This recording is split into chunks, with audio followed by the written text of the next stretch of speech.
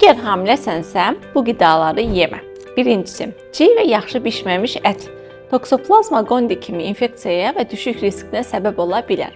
İkinci, çiğ yumurta, salmonella infeksiyası və qida zəhərlənməsinə səbəb ola bilər.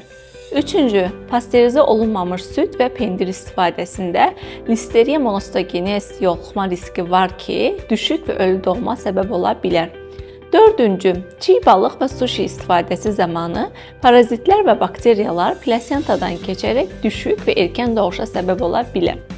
Dördüncü, yüksək civəli balıqlar dölün beyin inkişafına zərər verə bilər. Beşinci, qaraciyər və A vitamini çox olan qidaların həddindən artıq istifadəsi dölə teratogen təsir göstərə bilər. Altıncı, alkoqolun hamiləlik üçün təhlükəsiz dozası yoxdur. Yeddinci, gündəlik 200 mg-dan çox kofein qəbul etmək düşük riskini artıra bilər. Qızıl qayda: riskli qidalar tam bişmiş, pastörizə olunmuş olmalıdır.